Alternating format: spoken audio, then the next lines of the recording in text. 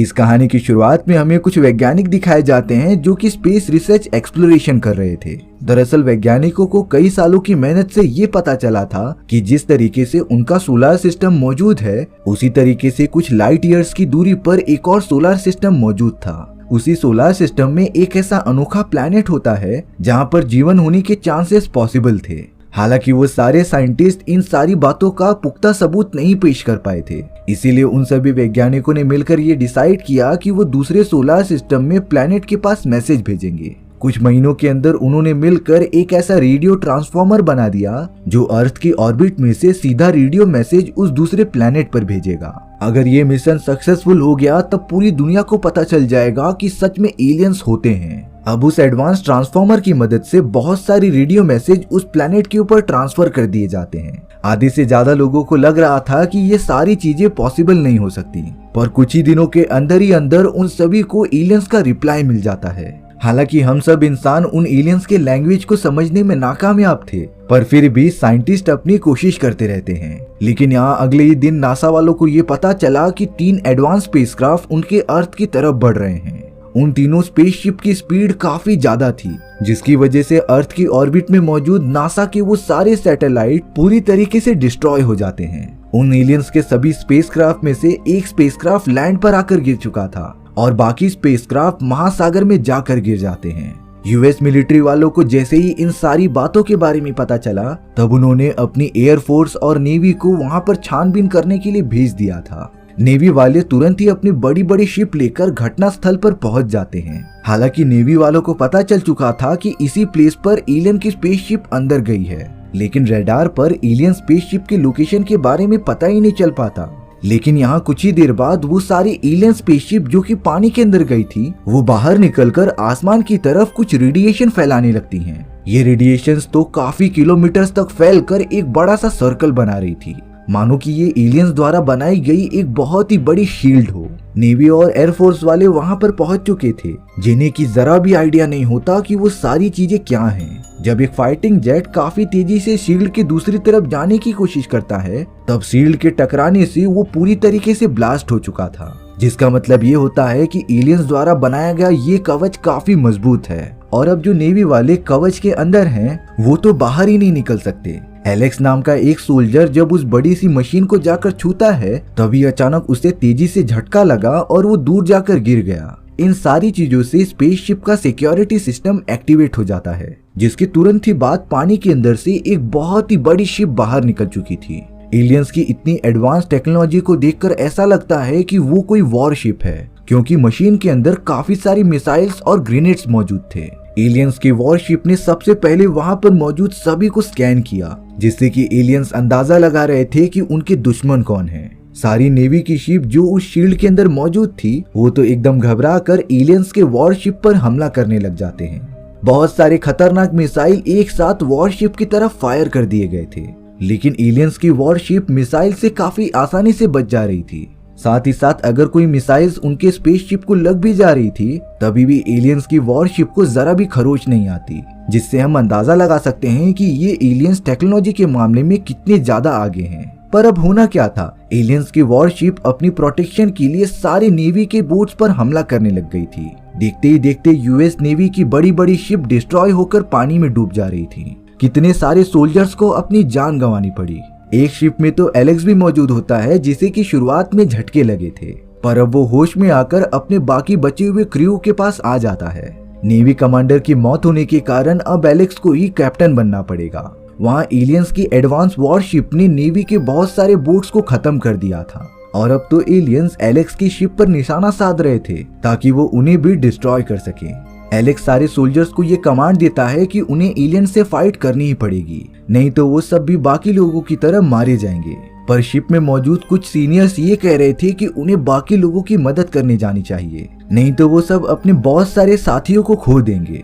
काफी ज्यादा फोर्स करने पर एलेक्स इस बात के लिए मान जाता है, इसीलिए एलेक्स और उसके बाकी सभी दोस्तों ने अपनी शिप पीछे मोड़ ली थी। एलियंस की वॉरशिप जब उन्हें स्कैन करती है, तब उन्हें ये पता चला कि वो लोग उनके लिए खतरा नहीं है। इसीलिए एलियंस की वॉरशिप ने एलेक्स की शिप पर हमला ही नहीं किया, पर अब उसी वॉरशिप के अंदर से कुछ सर्कुलर टाइप के रोबोट्स बाहर निकलते हैं। जो आसमान में काफी ऊंचाई तक उड़ते हुए जमीन की तरफ बढ़ रहे थे। उन एलियनॉइड रोबोट्स ने सबसे पहले मिलिट्री के बेस सेंटर पर हमला करना स्टार्ट किया। वो सब तो यूएस मिलिट्री के सारे हेलीकॉप्टर्स और सारी इक्विपमेंट डिस्ट्रॉय करने लगे थे, क्योंकि एलियंस को उन सारी चीजों के अंदर अपने लिए खतरा दिख रहा था। एक रोबोट तो सारी चीजें डिस्ट्रॉय करते हुए प्लेग्राउंड में आ जाता है और अब उसके सामने एक छोटा सा लड़का खड़ा हुआ था। रोबोटिक एलियन सबसे पहले उस लड़के को स्कैन करता है, फिर उनके सिस्टम को ये पता चला कि ये लड़का उनके लिए कोई खतरा नहीं है, जिसकी वजह से रोबोटिक एलियन उस लड़के को बिना चोट पहुंचाए वहां से चला जाता है। इन सारी चीजों से हमें पता चलता है कि एलियन सिर्फ उन्हीं के ऊपर हमला करते थे जिनसे उनके सिस्टम को खतरे की भनक लगती थी। चारों तरफ देखते ही देखते एकदम तबाही मच जाती है। वहीं दूसरी तरफ एलेक्स और उसके साथियों को एक घायल एलियन मिलता है जो कि बेहोश हो चुका था।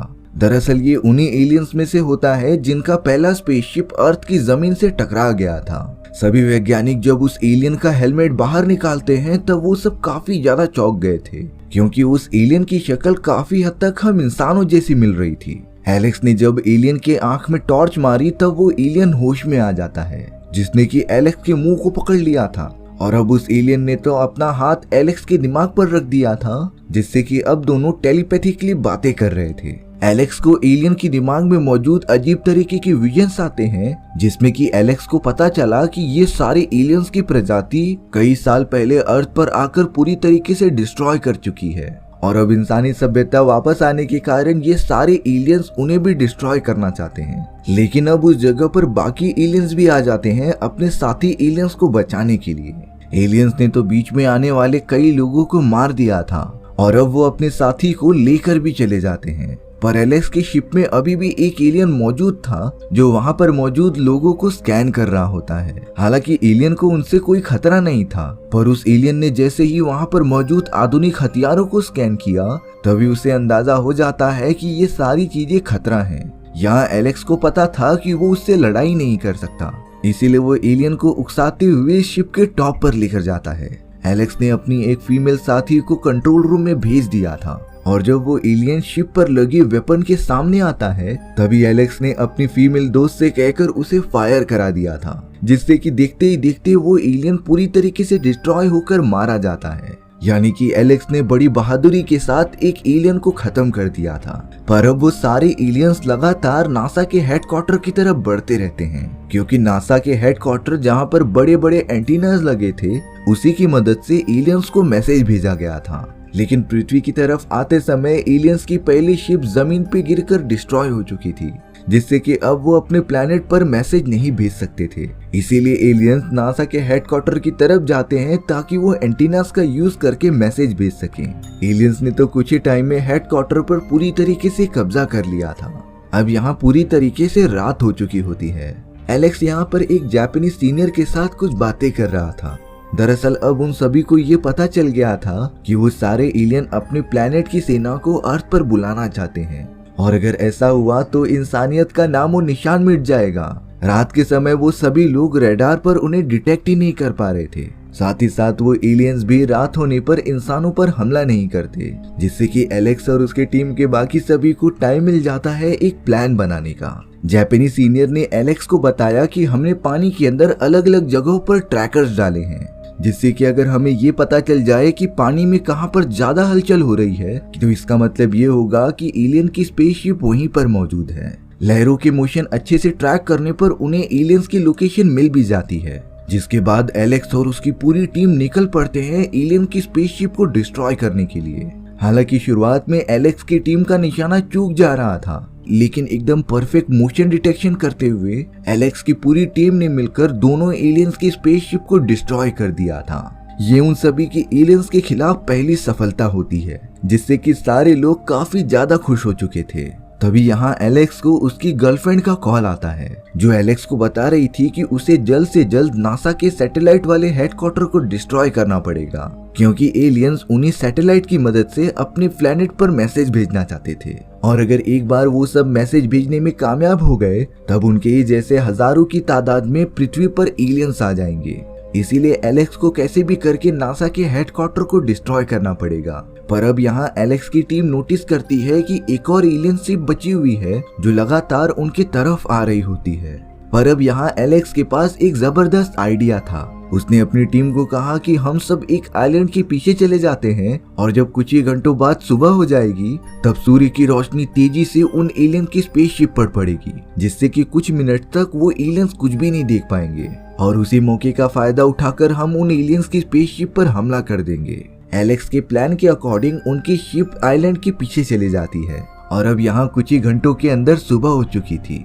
एलियंस की बची हुई स्पेसशिप ने अपने सारे वेपन्स निकाल लिए थे, पर तभी उनकी स्पेसशिप पर सूर्य की काफी तेजी से किरणें पड़ती हैं, जिससे कि कुछ समय के लिए वो एलियंस कुछ भी नहीं देख पाते और इस मौके का फायदा उठाकर एलेक्स की पूरी टीम उनके ऊपर लगातार वार करने लग जाती है, जिससे कि एलियंस की बची हुई स्पेसशिप भी डिस्ट्रॉय हो जाती है। एलेक्स की टीम इस बात से बहुत ही ज्यादा खुश हो रही थी, पर उन्हें जरा भी अंदाजा नहीं था कि अभी भी एलियंस की मदरशिप मौजूद होती है, जो तुरंत ही अपने सर्कुलर रोबोटिक एलियंस को भेज देती है एलेक्स के शिप पर हमला करने के लिए। देखते ही देखते एलेक्स की बची हुई शिप भी डिस्ट्रॉय होना स्टार्ट हो जाती है। सारे क्रू मेंबर्स अपनी जान बचाकर पानी में कूदते जा रहे थे और अब एलेक्स को ये बात पता थी कि वो एलियंस के सामने टिक नहीं सकते, इसीलिए वो और उसकी बची हुई टीम तैरते हुए किनारे पर आ जाती है।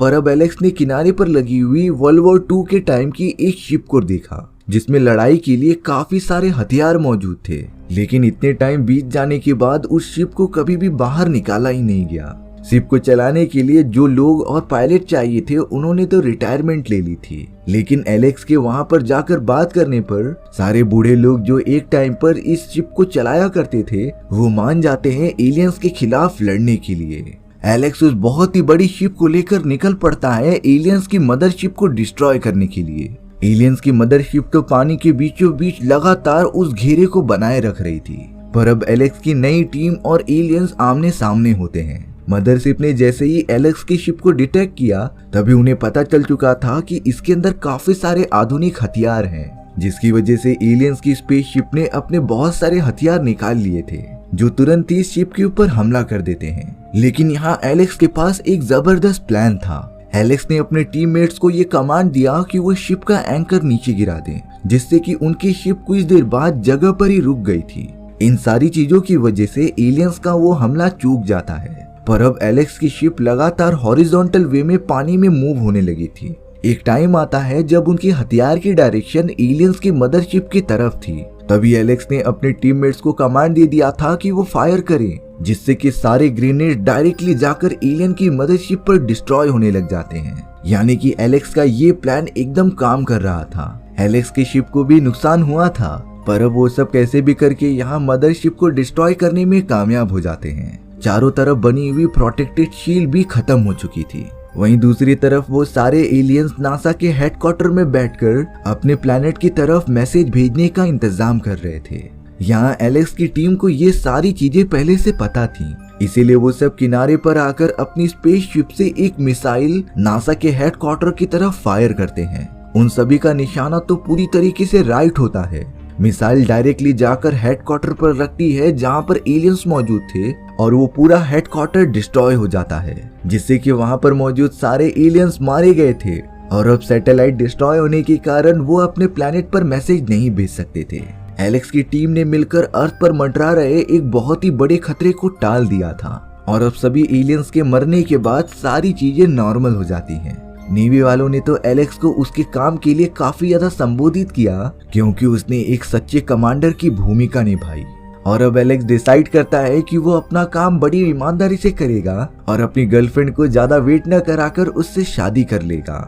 इसी तरीके से हमारी ये कहानी यहीं पर खत्म हो जाती है। सो व्यूअर्स, आपको ये स्टोरी कैसी लगी कमेंट सेक्शन में बताना भूलना मत। और अगर आपको मेरा एक्सप्लेनेशन 1% भी अच्छा लगा होगा ना, तो वीडियो को लाइक एंड चैनल को सब्सक्राइब जरूर कर देना। मिलते हैं नेक्स्ट वीडियो में।